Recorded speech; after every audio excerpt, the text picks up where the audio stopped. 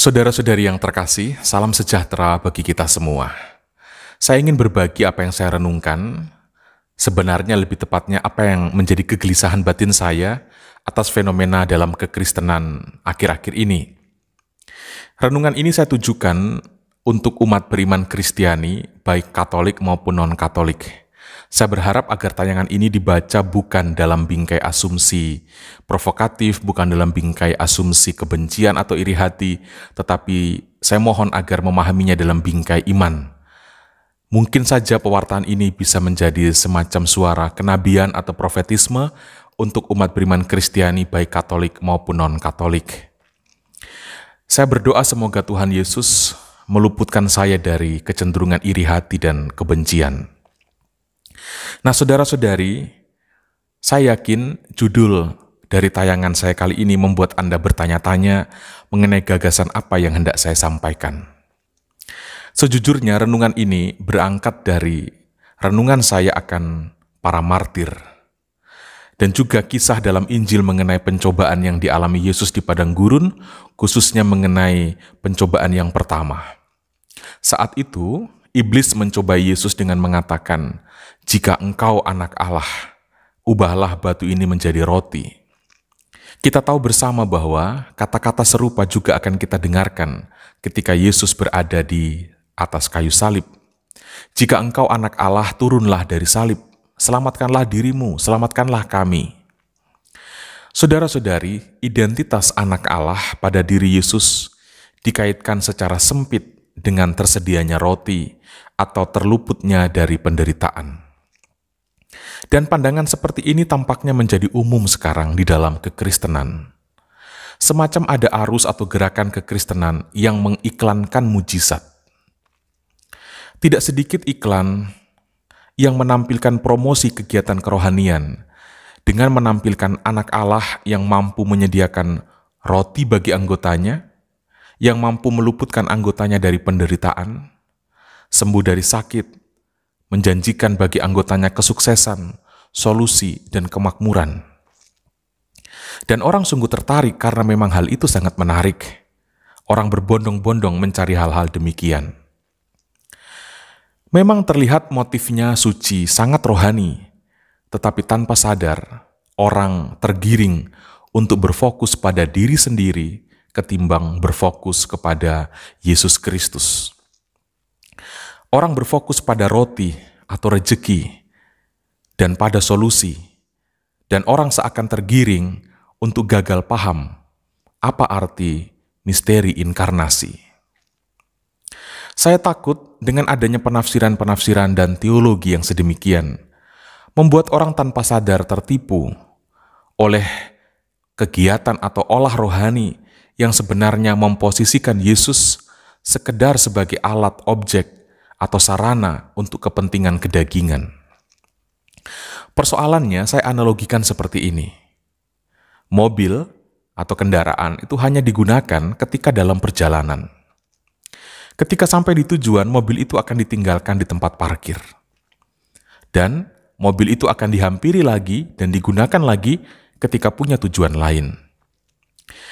Seperti itukah kita mencintai Yesus? Itukah yang kita sebut beriman kepada Yesus?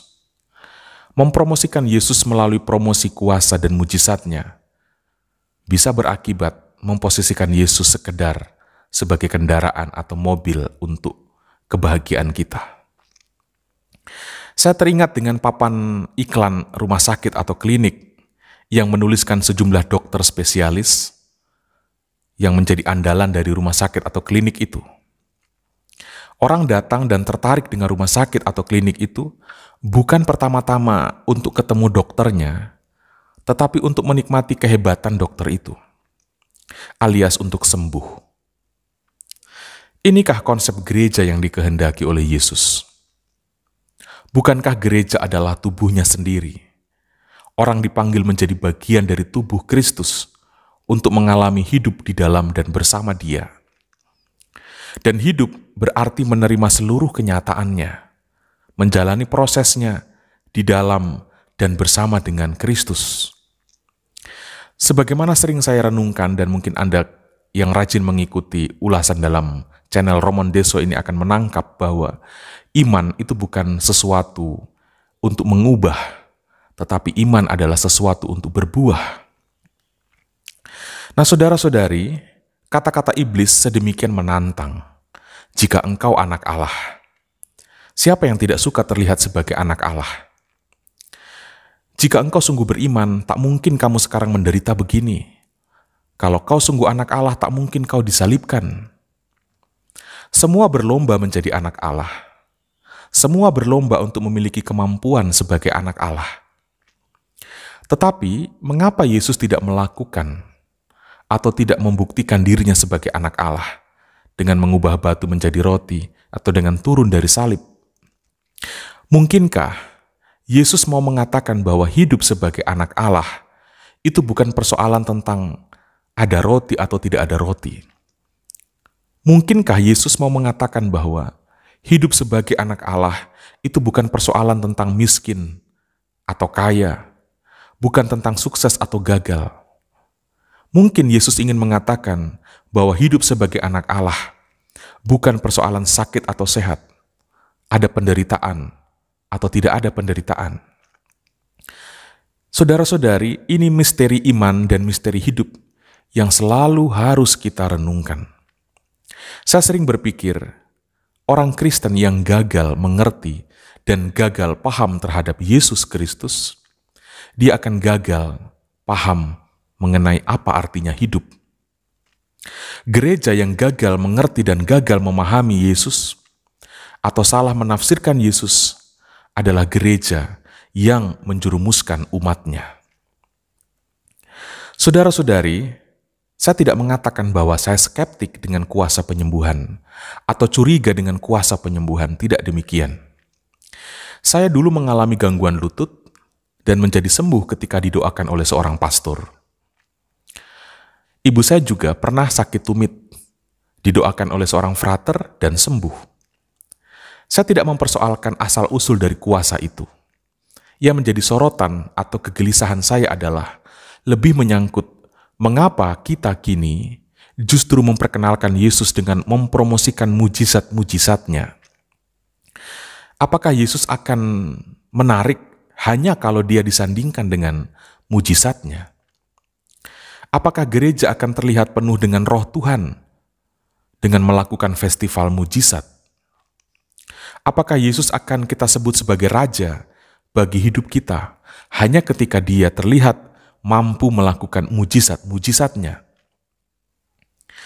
Injil Yohanes malah mencatat hal yang sebaliknya. Ketika orang banyak setelah menyaksikan banyak mujizat yang dilakukan oleh Yesus, mereka hendak membawa Yesus dan mengangkatnya sebagai raja. Tetapi Yesus malah menyingkir dan menyendiri.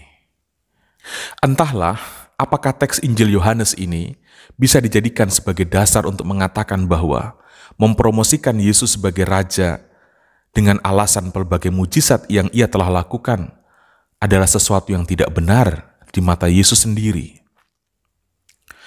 Saudara-saudari, kalau kita merunut-runut jauh ke belakang, kekristenan berkembang bukan karena orang-orang Kristen itu hebat dalam melakukan mujizat, tetapi karena kemartiran. Kekristenan menjadi sedemikian menarik bukan karena hal-hal ajaib, tetapi karena orang-orang yang mengikuti Kristus bahkan bangga ketika mampu mati seperti Kristus mati. Sebenarnya pada dirinya, keberanian untuk mati demi Yesus Kristus atau sama seperti Yesus Kristus, itu adalah sebuah mujizat. Gereja berdiri di atas darah para martir, di atas pengorbanan dan salib. Jika biji gandum tidak mati, ia tetap tinggal biji. Namun bila ia musnah, ia berbuah berlimpah-limpah. Daya tarik kekristenan adalah salib Yesus Kristus. Kita perlu merenung dan bertanya, apakah salib Kristus saat ini masih menjadi pesona bagi orang-orang Kristen, entah itu Katolik atau non-Katolik, atau sudah tidak lagi menjadi pesona? Dan kalau kita lihat dalam kisah penyaliban Yesus, dunia yang diwakili oleh kepala pasukan, itu menyebut Yesus sebagai orang benar, sebagai anak Allah, bukan dari rangkaian mujizatnya, tetapi dari setelah melihat cara mati Yesus. Inilah pengakuan sipil atas Yesus. Dan memang tidak pernah ada pengakuan akan Yesus sebagai anak Allah yang muncul dari bibir orang-orang yang mengalami mujizat Yesus. Hanya diceritakan orang-orang memuliakan Allah, tetapi tidak pernah sampai mengakui Yesus sebagai anak Allah. Setan-setanlah yang malah meneriakkan sebutan anak Allah atas diri Yesus. Dan Yesus menyuruh setan-setan itu diam. Bahkan Yesus menyuruh para muridnya untuk merahasiakan kemesiasannya, keanak-alahannya. Dunia akan menemukan jawabannya sendiri tentang siapa sebenarnya Yesus itu, bukan dari promosi mujizat, ubah batu jadi roti, atau turun dari salib. Dunia akan menemukan jawaban tentang siapa Yesus itu dari salib dan penderitaan, bahkan dari kematiannya. Dan itu jelas dari pernyataan kepala pasukan.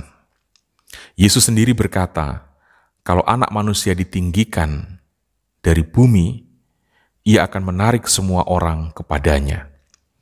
Hal yang menarik dari Yesus itu bukan tentang mujizatnya, tetapi tentang keberaniannya untuk menderita dan wafat bagi kita.